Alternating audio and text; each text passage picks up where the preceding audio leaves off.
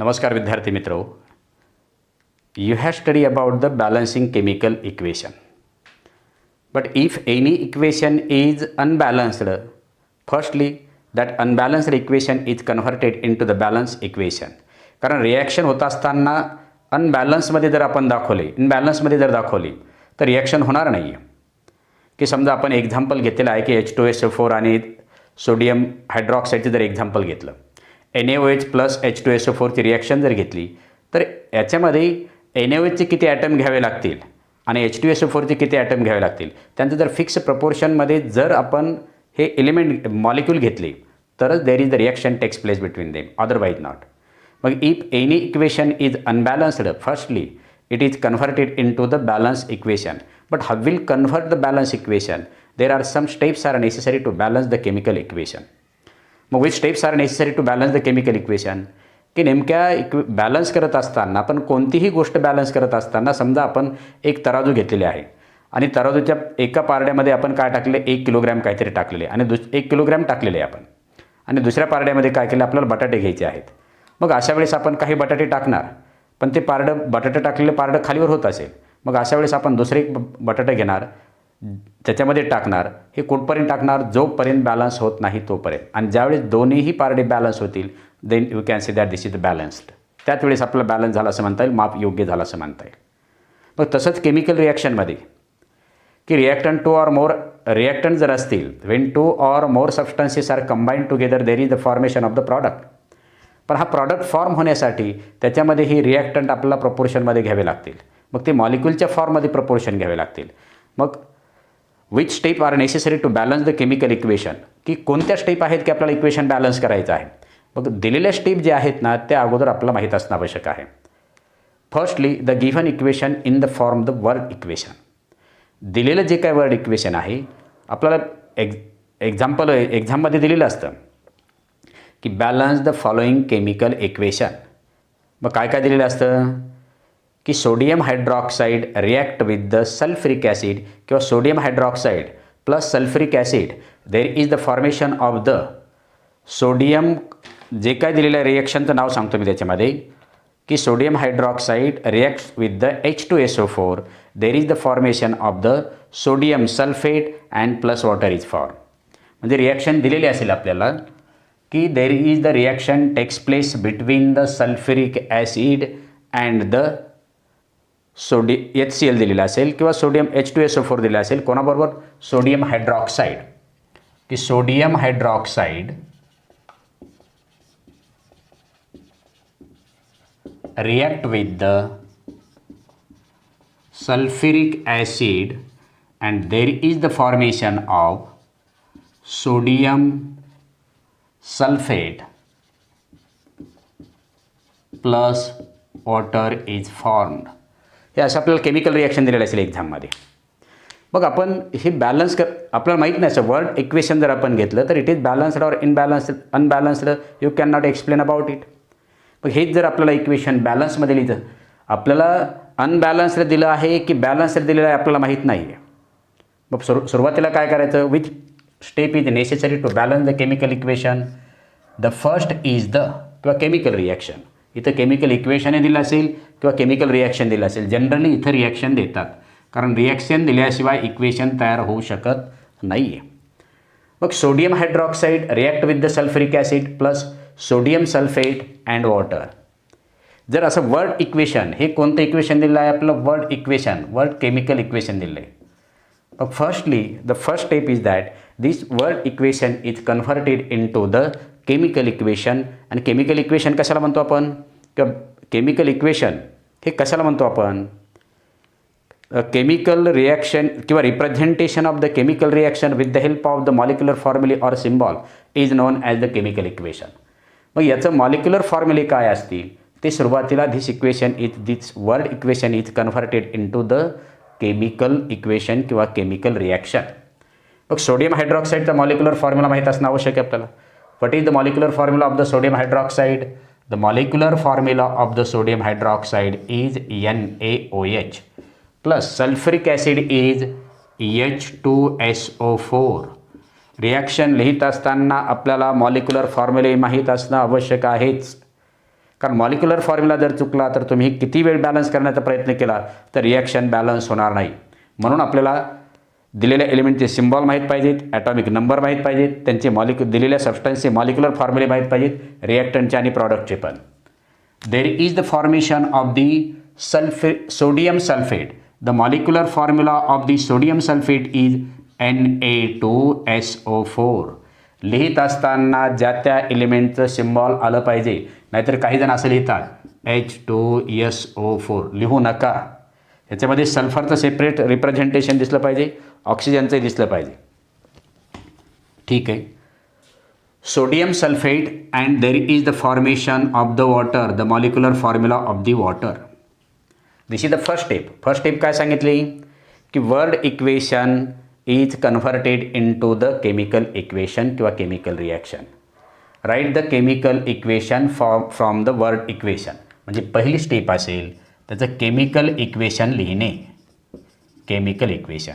Second is first we observe the given chemical equation is balanced or unbalanced.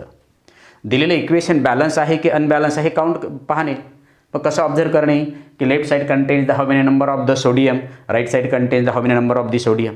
Left side contain only one atom of the sodium, but right side contain the 2 atom of the sodium. Left side contain the 5 atom of the oxygen, right side contain the 5 atom of the oxygen. पण there is in unbalanced दिलेले आहे सोडियमचे atom. म्हणजे directly we can say that this is the unbalanced chemical equation. म्हणजे observe the chemical equation, it is balanced or unbalanced. If there is unbalanced chemical equation, जर unbalanced chemical equation असेल, if equation is unbalanced, जर असेल तर काय करायचं, compare the number of atoms of, compare the number of atoms of each element in reactant and product. तो compare करत असताना प्रत्येक एलिमेंटचे how many number of atoms in reactant and product count करणे. मी इथं लिहितो name of element, name of element, then सेकंडमध्ये number of atoms of, number of atoms of element किंवा number of atoms of elements in reactant and प्रॉडक्टमध्ये count करणे. मग आपल्याला इथं काय करायचं आहे, एलिमेंटचे नंबर ऑफ ॲटम्स काउंट करायचे इन रिॲक्टंट आणि प्रॉडक्टमध्ये. हे काउंट करणं आवश्यक आहे. सपोज ठीक आहे. मग first name, write the name of the first element sodium. How many number of atoms of the sodium in reactant, सोडियमचे रिॲक्टंटमध्ये किती ॲटम आहेत काउंट करणे. Number of atoms of sodium in reactant is 1 and in product is 2. Then number of atoms of the oxygen 1 and 4. Number of atoms of oxygen in reactant is 5 and in product is also B 5. Then number of atoms of the hydrogen in reactant 1 and 2, 3. Then right side contains only 2 atoms. Then we consider the sulfur. Number of atoms of sulfur in reactant is equal to 1. Product मध्ये सुद्धा 1 आहे. And then number of atoms sulfur 1, 2 and 3. इथे याच्यामध्ये आपल्याला 2, 3, 4 only 4 elements are there. मग ही 4 एलिमेंटचे number of atoms reactant आणि प्रॉडक्टमध्ये सेम आहेत का. जर असेल तर directly you can say that this is the balanced chemical equation. सोडियमचे बॅलन्समध्ये नाही आहेत, ऑक्सिजनचे बॅलन्समध्ये आहेत, हायड्रोजनचे बॅलन्समध्ये आहेत आणि सल्फरचेही बॅलन्समध्ये आहेत. हायड्रोजनचे बॅलन्समध्ये नाहीत आणि सोडियमचे बॅलन्समध्ये नाहीत. म्हणून आपला तिसरी स्टेप जी काय लिहायची आहे, तिसरी स्टेप लिहिताना balance the number of, balance the number of atoms of each element in reactant and product 1 by 1. म्हणजे एका एलिमेंटचे number of atoms in reactant and प्रॉडक्टमध्ये बॅलन्स करणे. मग केमिकल रिॲक्शन काय दिलेली आपल्याला इथं लिहू शकतो मी.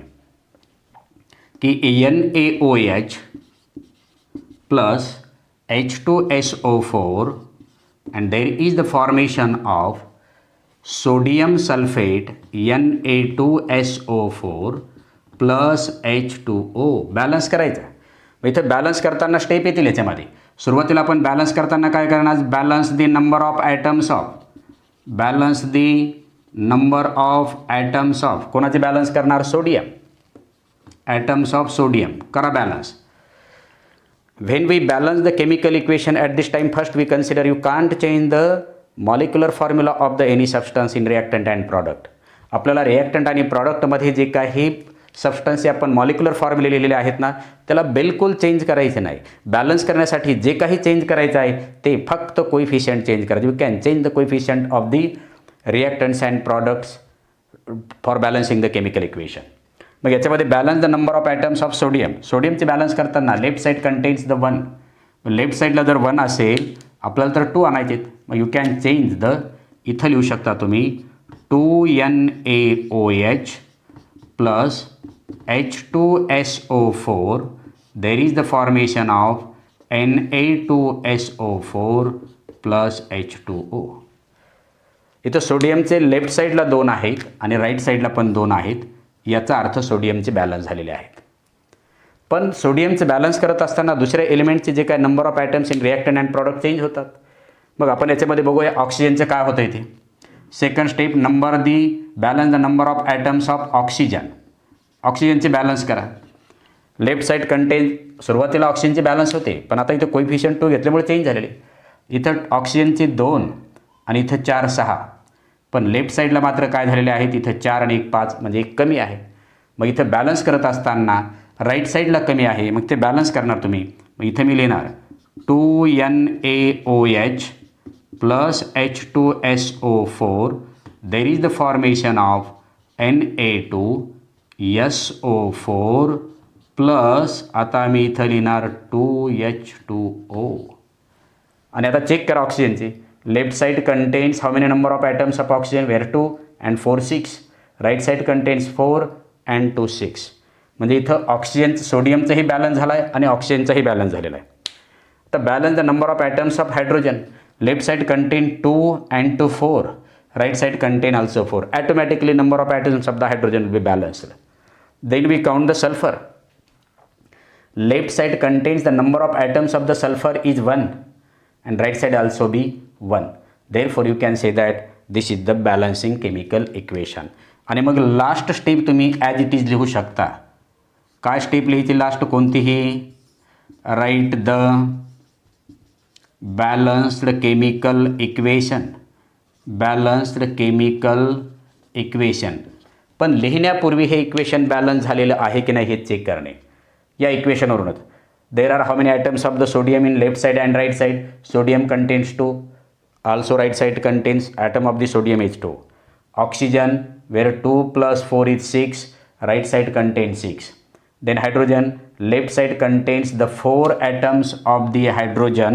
इथं हायड्रोजनचे ॲटम दिलेले आहेत 4, राईट साईडला सुद्धा आहेत 4. राहिलं कोण, sulphur. Number of atoms of the sulphur in right साईडला आहे तिथं फक्त 1 आहे, लेफ्ट साईडला 1 आहे, राईट साईडला सुद्धा 1च आहे. इथं मी सेपरेट दर्शवण्यासाठी सिम्बॉलचं साईन इथं प्लस साईन ही रेडने दाखवत आहे. But direct balance chemical equation काय लिहिणार तुम्ही, 2NaOH plus H2SO4. There is the formation of the Na2SO4 and plus 2H2O. At this time you can say that this is the balancing chemical equation. When there is the balancing chemical equation, at this time when we count the mass of these two reactants, mass of this reactant is always equal to the mass of these two products. That means you can say that this is the law of conservation of the mass. म्हणजे left साईडच्या सबस्टन्सचं जेवढं मास असेल तेवढंच right साईडच्या सबस्टन्ससुद्धा मास येईल आणि त्यालाच आपण काय म्हणतो, law of conservation of the mass असं म्हणतो. When we represent this chemical equation at this time, this write the state of the element, the state of the substances. This is in liquid state, this is also in liquid state, this is also in solid state किंवा ॲक्वसच्या फॉर्ममध्ये असेल and this is in liquid state. At this time you can say that this is the balanced chemical equation. म्हणजे which steps are necessary to balance the chemical equation? There are 4 steps are necessary to balance the chemical equation. The first is the given word equation is converted into the chemical equation मध्ये लिहिणं with the help of the molecular formulae. Second, if the given equation is balanced, there is no need to balance the chemical equation. But if there is the unbalanced chemical equation, compare the number of atoms of each element in reactant and product. And third step काय लिहिणार? If this is the unbalanced equation, then balance the number of atoms of the each element in reactants and products one by one. And lastला जे तुम्ही equation balance केलेलं आहे, balance झाल्यानंतर खात्री झाल्यानंतरच you can write the balanced chemical equation. These steps are necessary to balance the chemical equation. आपण next पिरियडमध्ये आणखी 1-2 एक्झाम्पल घेऊया याचे.